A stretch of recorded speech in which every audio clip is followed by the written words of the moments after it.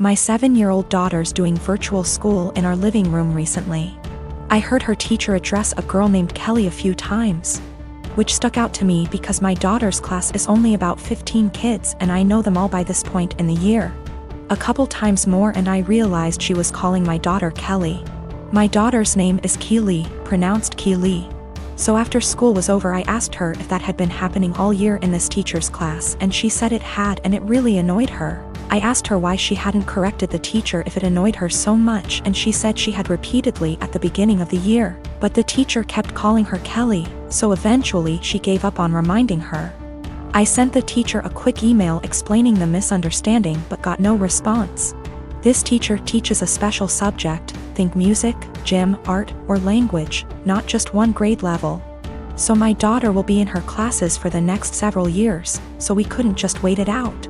And how moments like these are handled now will set the stage for how my kid deals with similar situations on her own in the working world.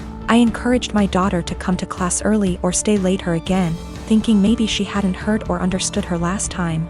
So a quiet one-on-one would be better. She got to the class early and she told her very politely that her name was Keely like really, instead of Kelly like jelly. And that people often get it confused, so she just wanted to clarify. So class starts and sure enough she gets called Kelly again almost immediately. So there's only so much self-advocation a 7-year-old can be expected to do. I just walked over and said, "Hi, this is Keely's dad. Hers name not Kelly. It's Keely." A few hours later I had an email in my inbox inviting my wife and I to a parent-teacher conference with the vice principal. The long and short of the meeting ended up being the school feels that while the teacher probably should have learned her name, that the real problem is she feels I challenged her authority by correcting her in class and that the names were similar enough for it to not have warranted such drastic action. That surprised me. I couldn't believe a meeting was necessary, let alone that it cast blame on us. I can't tell if I'm being that annoying, my kid matters most parent that my grandmother the school teacher always complained about, or if the teacher should just learn her damn name, because that's a basic part of her job. I am a 35 years old female, a musician, playing gigs and at an orchestra as a violinist. Rehearsals just resumed, so orchestra is my main source of income ATM. My sister, she's 26, is a social worker, working 3 days a week, so minimal income, but she adores her job. I live in a small 2-bedroom apartment, both rooms around 9-10 square meters. Using the second room as a practice room / storage for my instruments, 3 violins, 2 guitars, a digital piano, a small drum kit, and other stuff. 4 months ago my sister broke up with her BF and I offered her my spare room, temporarily. I moved most of my stuff to the living room so I could fit a small bed in there. Sis moved in, but she asked me to move more stuff to the living room. I moved pretty much everything sans the piano, to the point where the living room became uninhabitable. Then she started complaining about my violin playing, saying it gave her headaches. I told her I couldn't stop the daily practice without risking my only steady income. The arguments got worse. She told me to play only when she wasn't home, but with her work schedule I couldn't afford that. I tried switching to the electric violin, but even that can be pretty loud, so it didn't help. Several times I reminded her this was only a temporary arrangement, but she didn't seem to hear me. 2 weeks ago I arrived home to finding my piano in the bathroom, near water and humidity, because my sis needed the space for her new double bed. When I told her she can't SRSLY expect me to store my piano there, she said, "Yeah, you will just have to sell it, I guess." I got so mad I told her she has 7 days to leave, but she didn't take me seriously. For a week I only talked to her to remind her how much time she has left, but she always laughed it off, told me to stop acting like a crazy person. When the deadline came I boxed up all her stuff while she was at work, booked an Airbnb bedsit close by and drove her stuff there. She was livid but couldn't do anything but take her new keys and stay there. The following week she kept calling me with an increasingly apologetic tone, saying she shouldn't have moved my piano or bought a bed. She promised she would put more effort into finding a new place. And by the end of the week I considered most of our issues at least addressed, so I drove to help her move back. But when I was carrying the first box down, she went, "I do hope you will at least stop with the violin this time." I absolutely refused to take more of that ****ing violin. I dropped the box, wished her good luck and left. Now, 2 days later. On one hand, it feels like a huge overreaction to leave my own sister literally homeless because of an argument about the violin. I know she cannot afford to stay there, but on the other hand, I have no plans to allow her back here, because I feel she would just continue crossing boundaries and never leave. My husband and I have been married for 21 years. We have 2 adult children, one is in college out of state and the other is in the Navy. When we first got married, my husband was in Navy, and we spent the first 10 years of our marriage moving from place to place, wherever his new duty station was. I found it hard to make friends, and I could not keep a job, so I made a difficult decision and decided to be a som. When he got out of the Navy 11 years ago, he took a job and we moved. 3 years in, he got offered a job in another part of the company, however, it was in another state, so we moved again. We stayed there for 6 years. I went back to college and got my degree and began looking for work.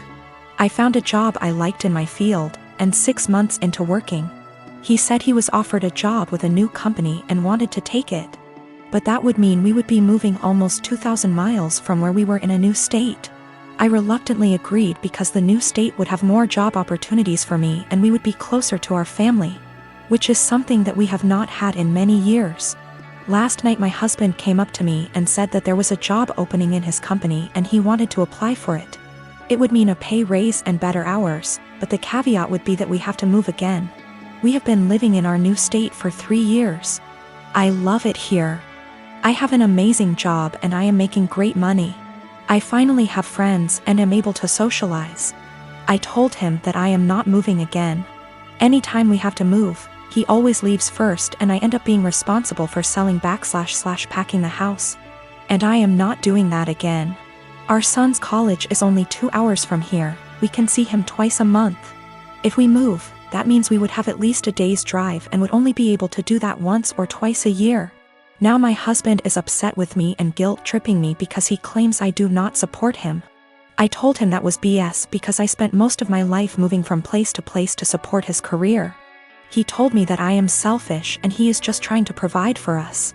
I told him that we are more than comfortable where we are now, and that if he truly wants to take the job, he will be going alone. My husband and I have been together since I was 15 and he was 17. He joined the Navy right after graduation from high school when he was 18 and I was 16, but had to wait 2 years before we could marry. He works for a company that has plants in 15 states. He is currently in middle management, but if he wants to advance his career further, he would need to go to another plant out of state. Financially, we are more than comfortable. We do not need any more money. My son plans to stay in the place he is after college. We have a great relationship with him and he comes home 1 time a month and we see him 1 time a month. My other son comes home on leave whenever he can and stays with us. We are very close to both of the boys. I talked to my husband again tonight and told him quite firmly that moving again was not an option for me. The area he wants to move has very little jobs in my field and specialty in that area, and I would need to commute more than an hour one way for a job versus the 20 minutes I have here. We are sandwiched between 2 major cities, and if we move we would be an hour from the most major city. I would also have to take a massive pay cut and work a menial job to build a new network to find employment in my field. My husband is disappointed in me for not wanting to leave. He left to stay with a friend because he needs to think. He doesn't understand why I would force him to turn down an opportunity to advance his career further. I told him to take all the time he needs, but I am not moving again. I said I would revisit the possibility when I am ready for retirement in 15 years, but no sooner. I met my husband 6 years ago when we both had just graduated college. He was a lovely guy, handsome and very well put together. He loved muscle cars and weightlifting, and I loved everything about him. I fell in love with him instantly and was over the moon when he asked me to marry him. A year into our marriage, I became pregnant with our son and gained about 30 pounds. I was 5 feet 3 inches, 125 pounds before the baby and 155 pounds after the baby. I still fit into the same clothing sizes, so I didn't think I had gained too much weight and that it would come off with breastfeeding and some more exercise. After the baby, my husband started pressuring me to lose the weight. He said that his friends were making comments about how fat I had gotten and that he was not as attracted to me as he was before I had the baby. He gave me an ultimatum that I either would have to lose the 30 pounds in 6 months or he would leave me. I was very upset about the demand, but I didn't want to lose him, so I tried my hardest to lose the weight. Every day for months I would wake up and go to hot yoga for 90 minutes. After I got home from work, I would run or do some bodyweight exercises. I tried to keep my calorie count below 1200 so that I would lose 2 or more lbs per week. The weight slowly but surely started to come off and I was back down to 130 pounds by the end of the 6 months. My husband was happy and things looked like they would be okay. After I lost the weight, I noticed a shift in the attitude of my husband's friends.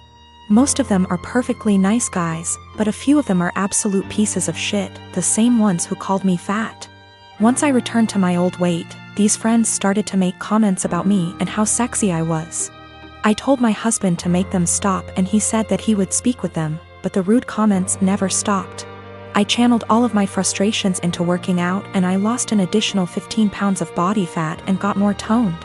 This past weekend, my husband's friends were over at the house and one of them grabbed me and tried to grope me.